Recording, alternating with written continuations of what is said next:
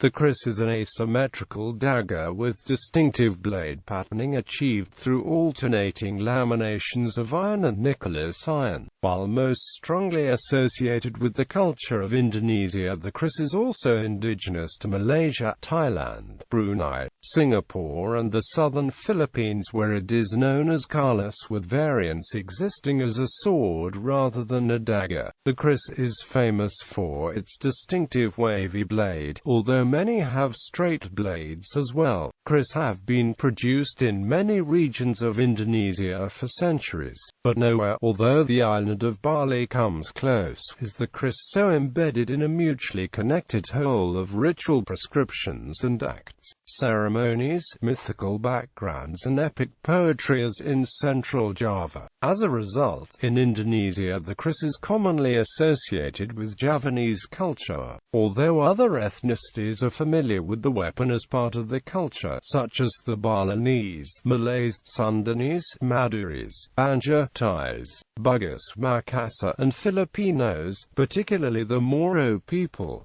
A kris can be divided into three parts: blade, hilt, and sheath. These parts of the kris are objects of art, are often carved in meticulous detail and made from various materials: metal, precious or rare types of wood, or gold or ivory. A kris's aesthetic value covers the dapur, the pamor, and tanga, referring to the age and origin of a kris. Depending on the quality and historical value of the kris, it can fetch thousands of dollars or more. Both a weapon and spiritual object, kris are often considered to have an essence, a presence, considered to possess magical powers, with some blades possessing good luck and others possessing bad. Kris are used for display, as talismans with magical powers, weapons of sanctified heirloom, auxiliary equipment for court soldiers, an accessory for ceremonial dress, an indicator of social status, a symbol of heroism, etc. Legendary kris that possess supernatural power and extraordinary ability were mentioned in traditional folk tales, such as those of Yempu Gandring, Taming Sari, and Setan Koba. In 2005, UNESCO gave the title Masterpiece of the Oral and Intangible Heritage of Humanity to the kris of Indonesia. In return, UNESCO urged Indonesia to preserve the heritage. Etymology: the word kris derives from the Old Javanese term neris, which means to slice, wedge or sliver. Kris is the more frequently used spelling in the West, but keris is more popular in the dagger's native lands, as exemplified by the late Bambang Harimuruk's popular book entitled Encyclopedia Keris. Two notable exceptions are the Philippines, where it is usually called kalasi kris, and Thailand, where it is always spelled and pronounced as kris.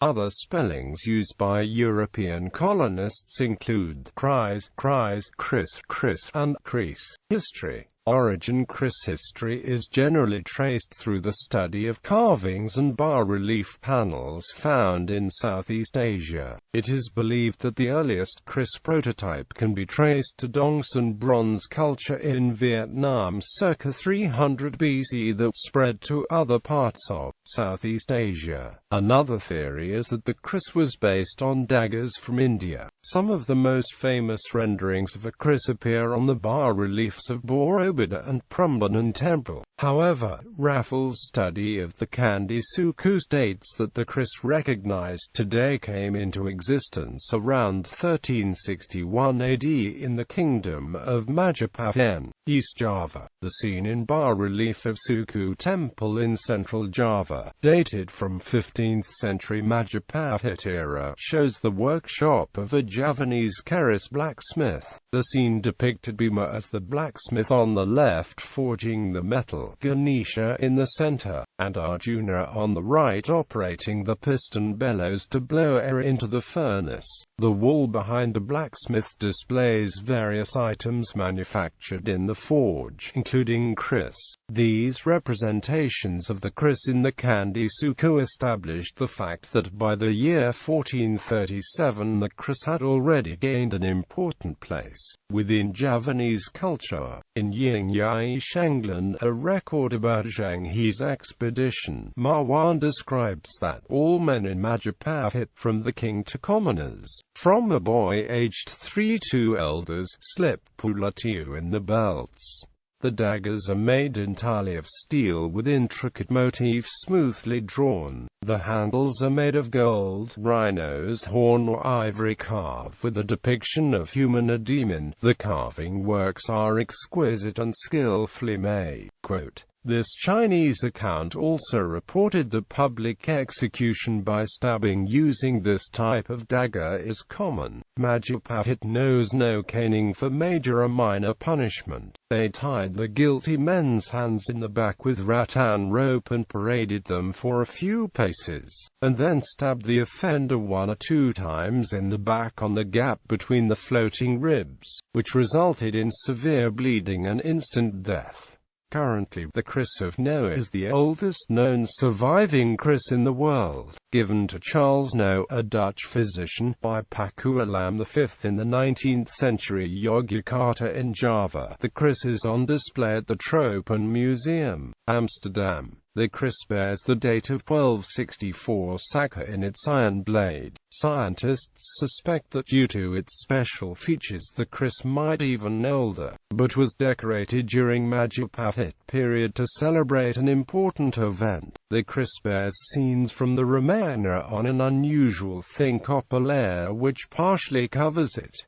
Development and distribution. Although the people of Southeast Asia were already familiar with this type of stabbing weapon, the development of the Kris, however, most probably took place in Java. The spread of the Kris to other nations such as Thailand, Malaysia and the Philippines, experts say, was credited to the growing influence of the Majapahit Empire in Java around the year 1492. The Sanghyang Siksakandarang Karishan Canto 17, a Sundanese manuscript dated from Saka 1440 or 1518 AD, describes the Kris as the weapon of kings, while the Kujang is the weapon of farmers. There exist claims of earlier forms predating the Majapahit Kris, but none are verifiable. In the past, the majority of Kris had straight blades, but this became less frequent over time. Tomé Perez, in the early 16th century, describes the importance of the Kris to the Javanese. While it is commonly believed that Kris were the primary weapons wielded by fighters in the past, they were actually carried by warriors as a secondary armament if they lost the main weapon, which was usually a spear. For commoners, however, Kris were worn on a daily basis, especially when traveling, because it might be needed for self-defense. During times of peace, people wore Kris as part of ceremonial attire. Ceremonial Kris were often meticulously decorated with intricate carving in gold and precious stones. Heirloom blades were handed down through successive generations and worn during special events such as weddings and other ceremonies. Men usually wore only one Kris, but the famous Admiral Hang Tuah is said in the Hikayat Hang Tuah to have armed himself with one short and one long Kris. Women also wore Kris, though usually of a smaller size than a man's. In battle, a fighter might have carried more than one Kris. Some carried 3 Kris, his own, one from his father-in-law, and one as a family heirloom. The extra 2 served as parrying daggers, but if none were available, the sheath would serve the same purpose. Kris were often broken in battle and required repairs. Yearly cleanings are required as part of the spirituality and mythology surrounding the weapon, often left ancient blades worn and thin. The repair materials depended on location, and it is quite usual to find a weapon with fittings from several areas. For example, a Kris may have a blade from Java, a hilt from Bali and a sheath from Madura. In many parts of Indonesia, the Kris used to be the choice weapon for execution. The executioner's Kris had a long, straight, slender blade. The condemned knelt before the executioner, who placed a wad of cotton, a similar material, on the subject's shoulder or clavicle area. The blade was thrust through the padding, piercing the subclavian artery and the heart. Upon withdrawal, the cotton wiped the blade clean. Death came within seconds. In the 16th century, European colonial power introduced firearms into the archipelago that contribute to the decline of Kris' prominence as the weapon of choice in battle. The forging of the edged weapons went into decline from the moment that the sultans or rajas were subjugated and the realms annexed by the British, or Dutch East Indies colonial state. In a number of regions, a ban was placed on carrying of cutting and stabbing weapons. In Java, the turning point was the end of the 5-year-long Java War, when the rebellious Prince Diponegoro was defeated and detained, and had to hand his Kris over to the Dutch in 1830.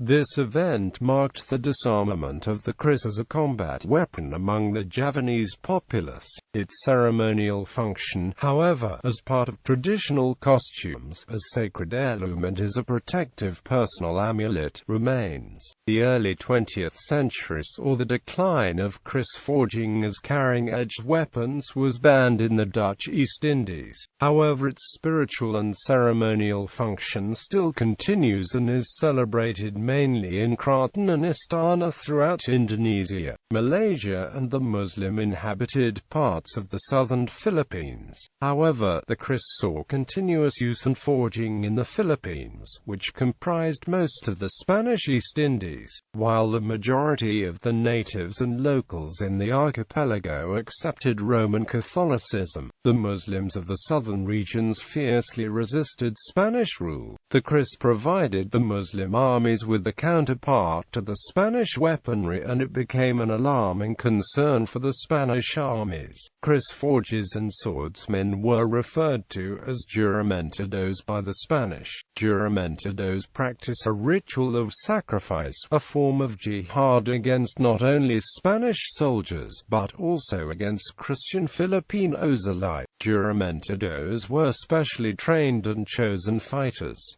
Candidates were known as magsabal, or who were endure the pangs of death. These had the parents consulted, and the Sultan would permit them to undergo the training for parang sabal, or the path to heaven. During the Philippine-American War, the death of American soldiers at the hands of Kris-wielding Moros and other Filipinos armed with blades led to the creation and use of the Colt M1911.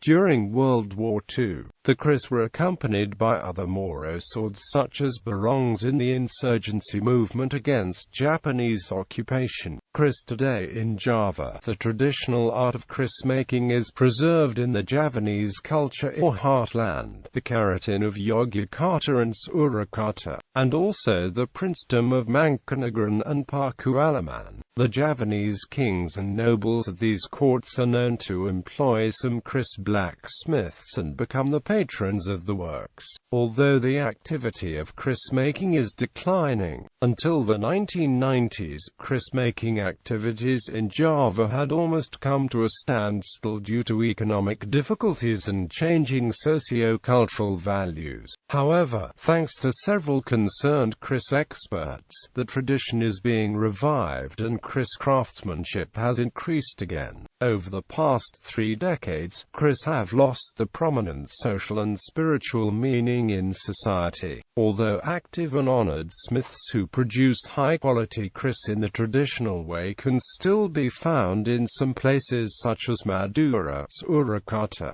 Yogyakarta, Makassar and Palembang, the number is dramatically decreasing, and it is more difficult for them to find successors to whom they may transmit the skills. The traditional Kris-making industry still survives in some villages, such as Banyasum Europe village in Imagiri sub-district Bantul, Yogyakarta, either specially made as a sacred amulet ordered by Kris enthusiast who seeks its spiritual power, or merely as souvenirs for tourists. Kris made in the Philippines are often in variants, with half-wavy half-straight blades. It has become an essential and symbolic weapon to Moro culture much as it is associated with Javanese cultures. Description: a Kris's aesthetic value covers the Dapur, the Pamor, and Tanga referring to the age and origin of a Kris blade. The Kris blade is called a Wila Abila. Kris blades are usually narrow with a wide, asymmetrical base. The Kris is famous for its wavy blade. However, the older types of Kris dated from the Majapahit era have straight blades, as do more than half of all Kris prior to the modern era. The number of curves on the blade is always odd. Common numbers of luck range from 3 to 13 waves, but some blades have up to 29. In contrast to the older straight type, most Kris today have a wavy blade, which is supposed to increase the severity of wounds inflicted upon a victim. During Kris stabbing, the wavy blade severs more blood vessels, creating a wider wound which causes the victim to easily bleed to death. According to traditional Javanese Kefawan, Kris contain all the intrinsic elements of nature: Titha, Bayu, Agni, Bantolo, and Akayu. All these elements are present during the forging of Kris. Earth is metal forged by fire being blown by pumped wind and water to cool down the metal. In Bali, the Kris is associated with the Naga dragon, which also symbolizes irrigation canals, rivers, springs, wells, spouts, waterfalls and rainbows. Thus, the wavy blade symbolizes the movement of the serpent. Some Kris have the head of a Naga carved near the base, with the body and tail following the curves of the blade to the tip. A wavy Kris is thus a Naga in motion, aggressive and alive. A straight blade is one at rest, its power dormant but ready to come into action. In former times, Kris blades were said to be infused with poison during the forging, ensuring that any injury was fatal. The process of doing so was kept secret among smiths. Different types of whetstones, acidic juice of citrus fruits and poisonous arsenic bring out the contrast between the dark black iron and the light-colored silvery nickel layers, which together form pamor, Damascene patterns on the blade. Pamor. The distinctive pamor patterns have specific meanings and names which indicate the special magical properties they are believed to impart. There are around 60 variants of pamor recognized today in traditional Kris blades. Some examples of pamor include Beris Wutar, Udan Mas, Kembang Kakang, Kembang Pala and Ladrang Sendana. The Kris blade forging uses iron with a small content of nickel to create this pattern. The faint pamor pattern has been found in the Kris from Majapahit period, which was acquired from iron ores with small nickel content. Most probably this iron ore was imported from the island of Sulawesi, as the pamor Luwu from Luwu region is quite well known in Sulawesi and Java. The best material for creating pamor, however, is acquired in a quite unusual way, as it is made from rare meteorite iron. Traditionally, the pamor material for the Kris smiths connected with the courts of Yogyakarta and Surakarta originates from an iron meteorite that fell to earth at the end of 18th century in the neighborhood of the Prambanan temple complex. The meteorite was excavated and transported to the Keraton of Surakarta. From that time on, the smiths of Vorston land and used small pieces of meteoric iron to produce pamor patterns in the Kris, pikes, and other status weapons. After etching the blade with acidic substances, it is the small percentage of nickel present in meteoric iron that creates the distinctive silvery patterns that faintly light up against the dark background of iron or steel that become darkened by the effect of the acids. Hilt. The handle. The hilt is an object of art, are often carved in meticulous details and made from various materials, precious rare types of wood to gold or ivory. They were often carved to resemble various animals and Hindu deities, although this became less common with the introduction of Islam. In Bali, Kris handles are made to resemble demons coated in gold and adorned with semi-precious and precious stones, such as rubies. In Java, Kris handles are made in various types, the most common design being the abstract stylized representation of the human form. Examples of hilt designs include Tunggak Semi-Putri Kinyurung hilt from Surakarta, Batara Guru and Pulazir hilt from Madura, Punukan hilt from Palembang, Ratmaja from Bali, Pulungan hilt from Cirebon, Paikaka hilt from Patani, and a seabird-like hilt from Lampung and Sulawesi.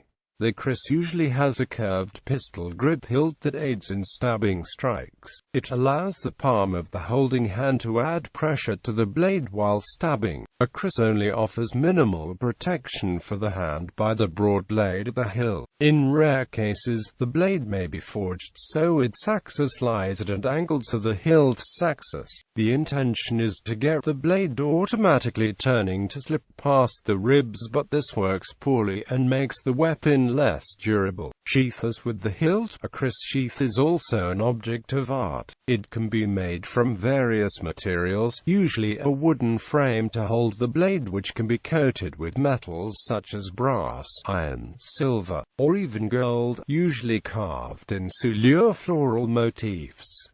The upper part of the sheath formed a broad curved handle made from wood or sometimes ivory. It could be adorned with precious or semi-precious stones. Forging. The making of a kris was the specialized duty of metal workers called DMPU or Pandai Besi. In Java, the honorary title EMPU referred to those ironsmiths who possessed the special skill of forging the kris.